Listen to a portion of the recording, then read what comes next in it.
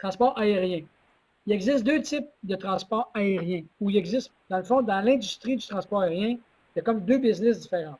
Il y a celle que vous voyez à l'écran, des transporteurs commerciaux qu'on appelle.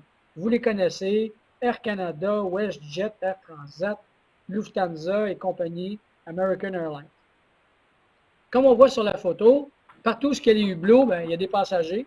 Et en dessous des passagers, dans le ventre de l'avion, il y a de la place pour du cargo. Alors, on le voit, là, il y a un type qui est en train de pousser ce qu'on appelle un ULD, et on va les placer, une fois que les passagers ont entré, on va mettre le cargo en dessous de l'avion.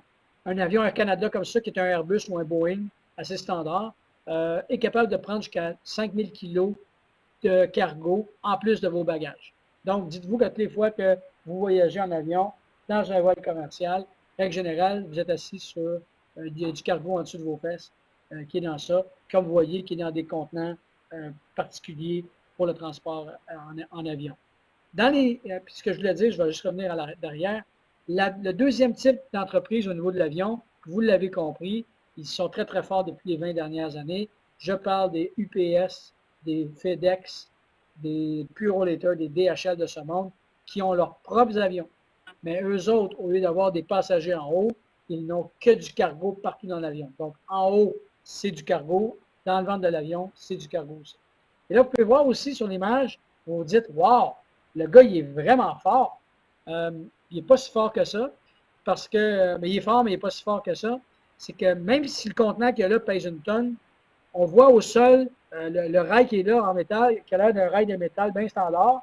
Ce n'est pas le cas du tout. C'est plein de roulements à billes là-dessus. Et je vous dirais même que je l'ai déjà fait à plusieurs reprises comme travail, et c'est extrêmement facile à déplacer. Tu n'as pas besoin de 8 personnes pour faire ce travail-là. Donc, là, vous voyez, il y a un conteneur en haut qui va descendre. C'est une espèce de monte-charge qui va descendre, qui va l'amener au bon niveau. Lui va pouvoir le pousser, le mettre sur un autre chariot, qui va ensuite de ça se diriger pour la livraison bien des bagages ou aller dans le terminal pour le cargo. Il existe 3 configurations d'avions. Celle que vous connaissez, celle qu'on vient de parler, les passagers en haut puis le cargo en bas. C'est l'image que vous avez complètement en bas, la troisième image. Donc, l'avion passager qui contient seulement que quelques positions de cargo en bas. En haut complètement, vous avez l'avion de FedEx ou l'avion de UPS qui a juste du cargo à l'intérieur. Et au centre, un peu comme tantôt, on a une espèce d'hybride entre les deux. On va l'appeler un avion combi, c'est-à-dire que tous les sièges en avant de l'avion, c'est des sièges de passagers. Et en arrière, il est possible qu'il y ait du cargo. Comme par exemple, ils ont sorti ces avions-là au début dans les longues liaisons entre l'Asie et l'Amérique du Nord. Principalement ce qui était New York-Tokyo, par exemple. Ce qui faisait en sorte que les gens étaient dans l'avion pendant quasiment une vingtaine d'heures et l'avion était souvent pas plein. Donc, il n'y avait pas assez de passagers pour remplir l'avion complet.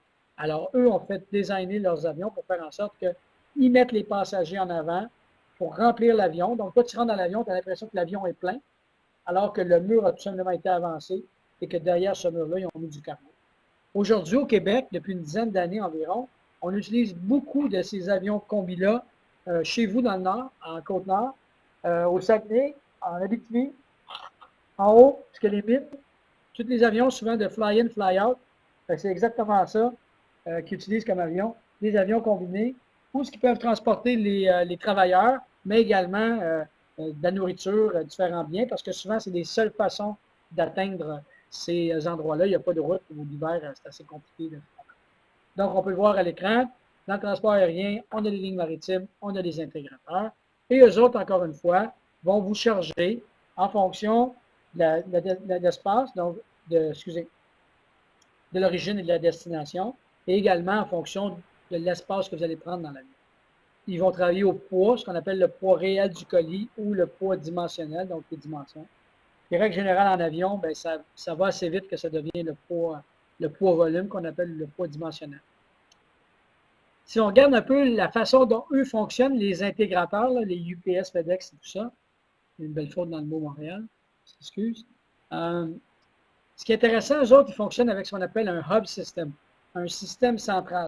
C'est-à-dire que tous les avions des grandes villes volent au même endroit la nuit, sont déchargés, le cargo est manipulé, préparé, dédouané, tout ça, et remis dans les avions après ça pour aller dans les destinations finales.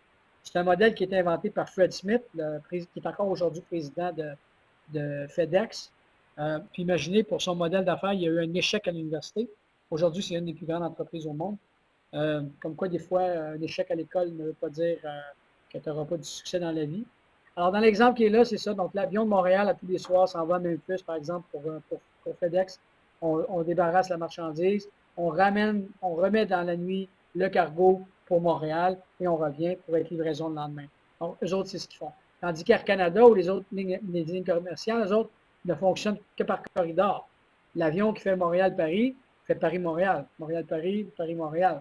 Donc, il n'y a pas de rencontre de paquets d'avions commerciaux pour le cargo. Ce n'est pas le même modèle. Donc, c'est pour ça que ces intégrateurs-là se sont développés à une vitesse incroyable parce qu'eux ont utilisé les technologies. Aujourd'hui, on signait les Bill of Lading avec un crayon. Aujourd'hui, on signe avec un crayon virtuel sur une tablette virtuelle.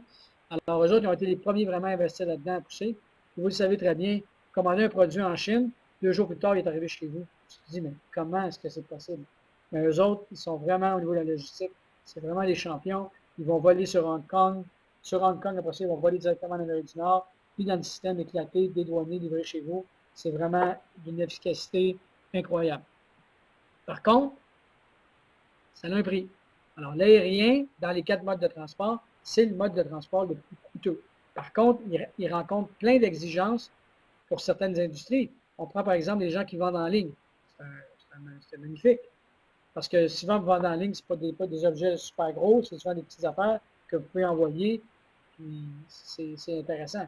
Tout ce qui est documents, on s'entend, tout ce qui est un paquet de trucs qui fonctionnent et qui se déplacent via les intégrateurs. Donc, c'est important de faire la distinction. On paye en transport aérien au niveau des lignes commerciales. Eux autres, ils nous chargent selon ce qu'ils appellent les frais de taxe, c'est-à-dire ce que vous voyez à l'écran. C'est-à-dire, il y a un minimum, donc il y a toujours un frais minimum. Puis après ça, ils vont avec différentes tarifications. Donc, si on prend l'exemple à l'écran, vous voyez, donc c'est de Montréal à Vienne en Autriche. Ça dit que le minimum pour embarquer dans l'avion, c'est 80 $. Donc, voyez-vous tout de suite, pardon, il y a plein de FedEx et UPS que vous envoyez des petites boîtes qui coûtent 20 $. Ça ne vaut pas la peine de les envoyer avec ces lignes commerciales-là comme Air Canada. Ça va vous coûter plus cher d'envoyer avec Air Canada. Il va arriver plus tard que de travailler avec UPS et FedEx. C'est pour ça que FedEx et UPS ont fait beaucoup d'argent dans les dernières années, parce qu'ils se sont attaqués à ce frais minimum-là. Ça, c'est vraiment pensé pour des palettes par avion ou des plus grosses marchandises par avion. Alors, le taux normal, on le voit, c'est 8,45 pour moins que 45 kg. Quand j'arrive entre 45 et 100 kg, ça me coûte 6,84. Quand mon cargo atteint le 100 kg, ils vont me charger 3,70 du kilo. Donc, voyez-vous que plus mon cargo est gros, plus ils vont me charger moins cher du kilo. Alors, c'est la façon qui fonctionne. Si j'ai demandé, mettons, un Montréal-Barcelone, un Montréal-Shanghai, un Montréal-Bogota, j'aurais eu le même truc, mais avec des tarifs différents. Donc, c'est pour ça que quand votre transitaire vous envoie ça, il vous envoie cette information précise-là, c'est facile pour vous de calculer combien ça vous coûte. Par exemple, si vous voulez comparer entre ce que TNT ou DHL me chargerait versus Air Canada ou American Airlines. Okay? Donc, c'est la façon dont